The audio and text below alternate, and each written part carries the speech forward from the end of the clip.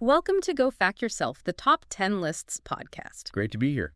This Top 10 journey dives straight into something truly wild that you've brought to our attention. Yeah, it's quite a theme. We're looking at 10 historical moments that, well, let's just say sobriety might not have been the strongest suit. Or maybe just really questionable judgment calls. Exactly. Think of it as history's biggest oops moments, where the people involved seem to have been operating under the influence of something potent. Mm-hmm.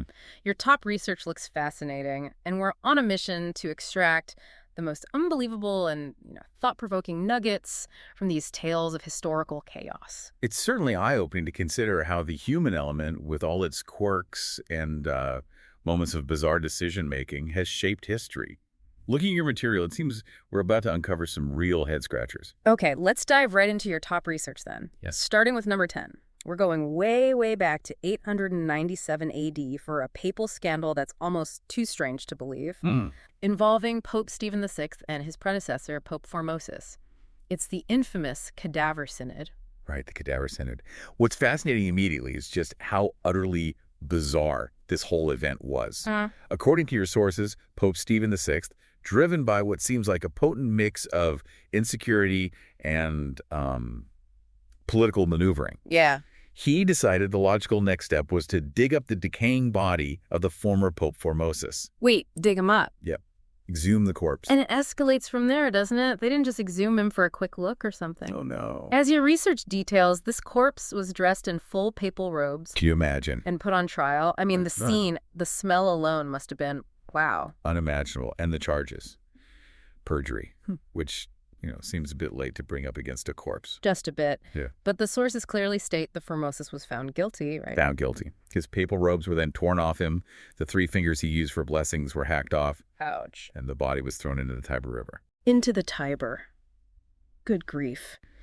Here's a detail that really jumps out from your top research, though. This whole macabre affair is apparently considered legal precedent within the Vatican archives. Yeah, that's something, isn't it? You'd think that's one they'd quietly, file away somewhere dark. Or maybe just shred. It certainly raises some profound questions about power, law, and the utterly irrational. Definitely. Your material highlights Stephen VI's precarious position and this vendetta he pursued. It also kind of hints at a papal court where such an outlandish idea could even gain traction. Like someone actually suggested it. Hey, boss, what would really show Formosus? Let's dig him up and yell at him. And everyone just nods. Interestingly, your research also indicates that even for the time, medieval Europeans were reportedly quite shocked by this. Right, which tells you something. Public violence wasn't exactly rare then, but this crossed a line, even for them. So it wasn't just seen as politics. It seems it was seen as particularly grotesque.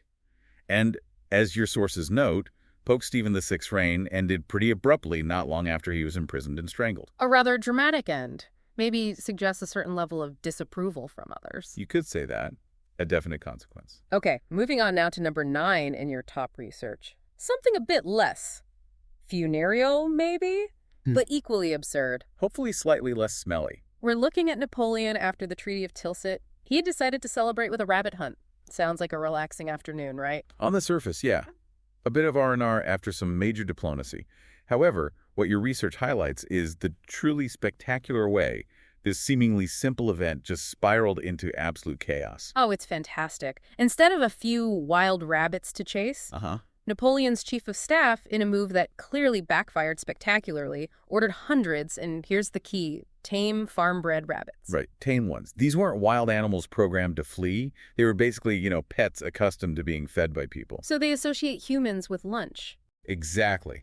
Not with danger. So picture this, based on your research. The cages are opened, and instead of scattering, these hundreds of rabbits charge directly at Napoleon and his hunting party. Like a furry wave. Your sources describe them swarming the men, climbing their legs. It sounds like a scene from a weird historical comedy. It's the sheer unexpectedness, isn't it? Napoleon, trying to look all imperial and celebratory. Yeah, big victory pose. Ends up retreating in his carriage, completely overwhelmed by a fluffy onslaught. The archived letters from General Berthier you included must be amazing reads. Oh, I bet. One of your sources even playfully dubbed it the Bunny Offensive. Yeah, And another compared it to the Easter Bunny getting revenge or something. You can just imagine Napoleon's initial laugh turning into, like, genuine alarm as he's beating them off with his riding crop. Screams in flight. Precisely. It's a wonderfully ironic moment. Shows that even the most powerful figures can be humbled by the most unforeseen and frankly cuddly circumstances. Okay, all right. Let's keep this top 10 journey rolling with number 8 from your research. We're heading to 1066. Big year. Huge year. The lead up to the Battle of Hastings, King Harold II of England apparently had a rather unconventional pre-battle preparation strategy. While the Norman forces under William were, meticulously planning their invasion. Sharpening swords, checking maps. Right. Some accounts suggest King Harold opted for a different approach for his English army. Basically, a massive pre-battle drinking session. Mead and ale. Lots of it. So the battle plan was essentially drink like the Saxons we are before facing arguably the most pivotal battle in English history. You have to admire the commitment, if not the strategy. Well, what your research points to is the scale of this. The sources suggest the English soldiers weren't just having a quick morale booster. They were significantly intoxicated. Which you'd expect might impact their fighting ability just a tad. Just a tad. Your sources mentioned things like being unable to form proper battle lines. That sounds bad. Yeah. Imagine trying to coordinate a shield wall when half your mates are swaying or singing. And there are even reports of them fighting amongst themselves or charging in completely the wrong direction. Oh my goodness. Fighting each other. Some accounts claim that, yes, it certainly paints a picture of, well, chaos rather than a cohesive fighting force. Now, we should probably say historical accounts can sometimes be, exaggerated by the winner. Absolutely. Norman propaganda is a factor to consider.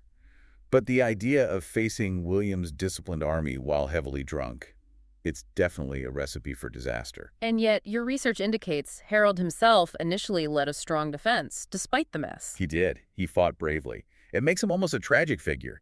A king trying to command an army that's basically having a very loud, very messy pub brawl. And of course, we know the outcome. The arrow in the eye, Normans win. You can't help but wonder, though, if a sober army might have changed history that day. It's one of history's great what-ifs, isn't it? Bravery is great, but it works best with, clear thinking and tactics. Something seemingly lacking on the English side. Okay, from drunken armies to divine self-perception. Our number 7 in your top research takes us to ancient Egypt. Pharaoh Amenhotep IV, later known as Akhenaten. Ah, yes, Akhenaten. This individual definitely had a unique view of himself. That's putting it mildly. Akhenaten's reign, as your research details, was this period of radical religious upheaval in Egypt, all centered on the worship of the Aten, the sun disk. Right. But what's particularly striking is the position Akhenaten carved out for himself within this new religion. He didn't just say Aten was the top god. He basically proclaimed himself the physical embodiment of Aten. Pretty much. Imagine that level of self-belief. Yeah, that giant burning orb in the sky, that's basically me. And he wasn't subtle about it, was he? Your sources say he ordered the closure and, destruction of temples dedicated to the old gods. A move that undoubtedly infuriated the powerful, established priestly class. He then built entirely new shrines just for the Aten, and even moved the capital city to Akhenaten. But the detail that really stands out from your research, appearing in public, shirtless, as a sort of living display of divinity. Seems so. And your sources also mentioned there were pretty serious consequences for anyone who didn't fully jump on board with this new Aten and Akhenaten show. Right. This wasn't just a friendly suggestion for reform. It was a complete shakeup of Egyptian society and belief, a direct challenge to centuries of tradition. Exactly. Your material highlights the growing resentment of the old priests, whose power and influence were massively reduced. And yet, his followers, at least outwardly, went along with it. You imagine it was a mix of real belief and maybe a healthy dose of fear? Likely both. But as your research points out, this religious revelation didn't stick. After Akhenaten's death, Egypt pretty quickly went back to its old ways. And even his own son, Tutankhamun, famously rejected his father's whole radical thing. Yeah, King Tut basically undid most of it. It underscores the enduring power of established cultural and religious norms, right? One ruler can try to force change, but it needs buy-in to last. Okay, moving to number 6 in your top research. A story from 1920s Germany that sounds like something from, I don't know, a crime novel. The Legend of the Masked Bandit. Ah, yes.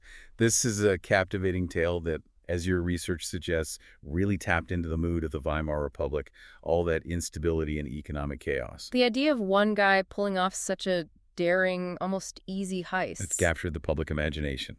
The key detail from your research is just how simple yet incredibly audacious this robbery was. A masked man just calmly walked into a vault. Just strolled in? Apparently. Filled his coat with millions of marks and simply left. It's disappeared. No tunnels, no explosions, no elaborate getaway. Nope, just vanished into the city. The truly astounding part, according to your sources, is the complete bafflement of the authorities. They couldn't track him at all. Utterly unable to identify or find him. His identity remains a total mystery even today. It's kind of amazing, really. A testament to sheer nerve. He almost became a folk hero, didn't he? This mysterious, masked bandit. In a time of uncertainty, he represented this kind of effortless defiance. Mm-hmm. Your research highlights the fear he instilled in the authorities, not through violence, but just through boldness and simplicity. And the mystery continues. It's wild that nobody ever figured out who it was. It really is. It elevates the story, doesn't it? Makes you realize sometimes the most straightforward approach is the most effective and definitely the most baffling. From a shadowy bandit to an emperor with a rather permanent display of self-admiration, number 5 in your top research takes us to Emperor Trajan, 98 AD. Trajan, yeah. He apparently believed his own image was so compelling he should wear it on his face. This is certainly an unconventional way to assert imperial authority, isn't it? You could say that. Emperor Trajan was, as your research confirms, a very successful and influential ruler. Optimus Princeps, they called him. Best emperor. So maybe he had reason to be confident. Perhaps. But this act suggests a very, very strong sense of self-importance. The key detail here is just mind-blowing. He had a portrait of his own face tattooed on his cheek. Forget statues and coins. This was walking, talking, permanent self-promotion. And the truly remarkable fact, according to your sources, is that he openly appeared in public like this. It wasn't hidden. It was a constant, visible declaration. A reminder. I'm Trajan. Look at my face. On my face. Your research suggests some saw it as a symbol of his almost divine status. You have to admire the dedication to personal branding, I guess, even if it's unique. Your sources mentioned the debate was it permanent ink or maybe some kind of temporary paint. But either way, it was an incredibly bold public statement for the time. Yeah, you don't exactly see many other emperors rocking face tattoos in the history books. Indeed. Well, emperors used imagery all the time. Statues, buildings, coins. Trajan's choice of this personal and kind of bizarre form of self-representation really stands out. Speaks volumes about how he saw himself. All right, let's move on to a royal party that went so spectacularly wrong it was practically declared a national disaster. That's our number 4, featuring King Gustav III of Sweden in 1772. Ah, Gustav III. This event, as your material vividly illustrates, really highlights how even fancy royal gatherings can descend into absolute chaos. Yeah. Especially when you mix political tensions with maybe too much alcohol. So the plan was a lavish gala, right? Show off the king's power, maybe impress the nobles, who are often kind of difficult. Exactly. Keep them entertained, maybe keep them in line. But as the evening wore on, it sounds like things went from polite chit-chat to utter pandemonium. Your research details broken furniture, actual injuries, and apparently nobles actively plotting against the king right there amidst the party chaos. That's the truly jaw-dropping aspect, according to your sources. This wasn't just a rowdy night. It directly fed into the political instability and ultimately contributed to King Gustav III's assassination months later. Wow. So the seeds of the plot were sown during this disastrous party. Your research strongly suggests that, yes, it became a focal point for resentment and conspiracy. So this wasn't just a case of too much royal punch. It was like a political powder keg disguised as a masquerade ball. Pretty much. Oh, yeah. And your sources highlight that the king had, maybe unwisely, invited many of his key political rivals to this very event. Which, in hindsight, seems like maybe not the best idea. A rather risky move. It certainly raises questions about trying to assert authority through grand displays when the underlying conflicts are still simmering. The party's descent into violence just underscored how volatile things were. And your research notes he was ultimately assassinated at another one of his parties, right? Shot in the back at a masquerade ball and died from the wounds later. Correct. So this initial disastrous gala served as a grim foreshadowing of his eventual fate. Definitely not the party outcome anyone was hoping for. No kidding. It serves as a stark reminder, doesn't it? How unpredictable power is, and how even parties can become these turning points in history. Absolutely. Seemingly trivial events can trigger massive consequences. Our number 3 in your top research takes us to 1400s Japan. An act of loyalty involving a deceased samurai that is truly, well, unforgettable. This particular story, yeah, as your research emphasizes, it speaks volumes about the samurai code Bushido, that deep sense of honor and unwavering loyalty. It's about Kusunoki Masashi, right? Exactly. And the extraordinary lengths his followers went to after his death in battle are quite remarkable. So after he died fighting, his devoted followers didn't just, give him a funeral. No. According to your research, they actually carried his corpse into subsequent battles and propped it up to make it look like he was still alive and fighting. It's incredible. The truly astounding fact here is that they actively used his dead body as a form of psychological warfare. Seriously? By bringing his corpse onto the battlefield, shouting war cries in his name, creating the illusion that this legendary warrior was still with them, they aimed to demoralize and intimidate their enemies. It's almost like something out of a fantasy epic, but it actually happened, based on this intense devotion. Seems so. Your sources suggest this act was meant to embody Kusunoki's unyielding spirit, his will, and to instill fear like they were facing not just men, but a kind of ghost warrior. Wow. The corpse basically became this potent symbol of their resolve, their commitment to him, even after death. It's a powerful, if maybe unsettling, illustration of how even in death, a figure of immense respect could still influence the battlefield. You can only imagine the psychological impact on the other side. Seeing what looks like a dead enemy commander still seemingly in the fight, that's next-level intimidation. It certainly blurs the lines between conventional warfare and psychops, doesn't it? The loyalty of Kusunoki's followers is compelling, even if the method is disturbing. Okay, coming in at number 2 in your top research. The Renaissance artist Caravaggio. Ah, Caravaggio. As renowned for his dramatic chiaroscuro art style as he was for his, let's just say, very intense personal life. Intense seems like an understatement. Your research highlights this dramatic interplay of artistic genius and significant personal instability, including a penchant for violence. His passionate, often violent nature seems sort of woven into his powerful artistic vision, light and dark, both on canvas and off. And the key incident here, detailed in your research, it involves an argument over something as seemingly trivial as a tennis match. Believe it or not, yes. A dispute over the score, apparently. And it escalated to the point where Caravaggio drew a dagger and stabbed the other guy. You truly can't make this stuff up. It seems he could, and did. The truly astonishing aspect, according to your sources, is the severity of the attack. It wasn't just a minor scuffle. The man died. He died. Oh, wow. Okay, that's more serious than I realized. Yes, which forced Caravaggio to flee Rome, leaving behind unfinished paintings and facing a death sentence. It really underscores the impulsive, violent tendencies that plagued him. Your sources paint this portrait of a man whose life was as full of stark contrasts, genius and brutality as his paintings. Exactly. His art was so dramatic and lifelike, capturing raw human emotion. And it seems his personal life was equally intense, just in a far more dangerous and volatile way. The fact he often carried a dagger suggests someone ready for trouble. Or someone inviting it. It suggests a man constantly on edge, prone to these impulsive acts of aggression. And ultimately, his violence had huge consequences. He died relatively young, still on the run from the law. Yeah, under mysterious circumstances while trying to get a pardon. It makes you wonder, doesn't it? What other masterpieces might we have had if he'd managed to control that temper? It's one of art history's great tragedies, really. Immense talent, tragically cut short by his own self-destructive behavior.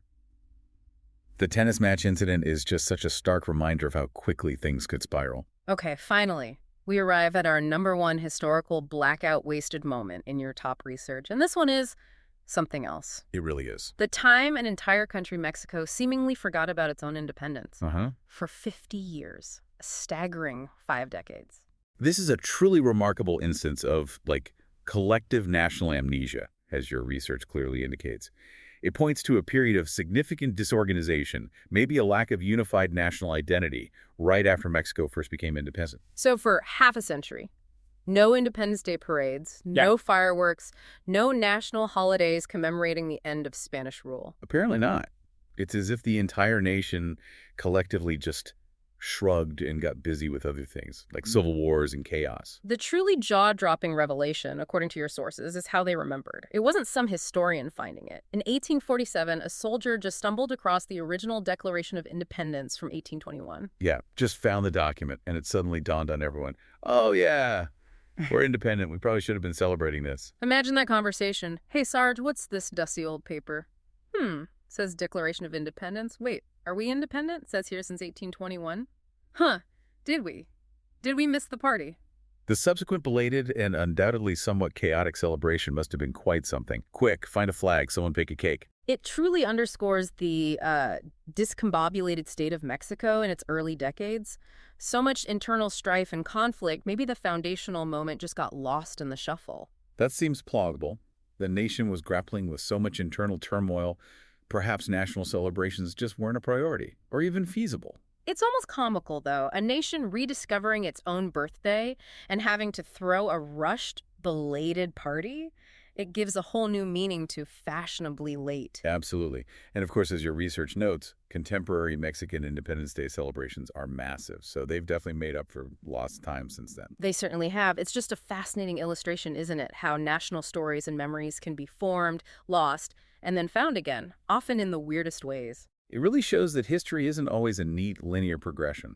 Sometimes things get misplaced. Well, that concludes this top 10 journey into the annals of history's most unconventional episodes, all stemming from your fascinating top research. It's been quite a ride through the bizarre side of the past. From papal corpse trials to bunny rebellions, tipsy armies, emperors with self-face tattoos, disastrous royal parties, samurai using dead comrades as props, artistic stabbings, and a nation that literally misplaced its own independence. Phew. Yeah. It's clear that history, much like our own lives, has its share of moments where you just have to wonder, what on earth were they thinking? Or if they were thinking. Exactly. We hope this exploration into these historical moments of apparent impairment has offered you some surprising insights and maybe a fresh perspective on the often unpredictable nature of the past. Hope so. Lots of strange stuff out there. What resonated most with you from these 10 tales of historical chaos? Which of these individuals, if any, do you wish you could have just observed firsthand? From a very, very safe distance. The bunny attack. I think I'd pay to see that from afar. Definitely. It certainly prompts contemplation about what future generations might make of our own era's more questionable moments, doesn't it? Oh, absolutely. There'll be plenty for them to talk about. Perhaps that's a thought to ponder until our next top 10 journey. Sounds good.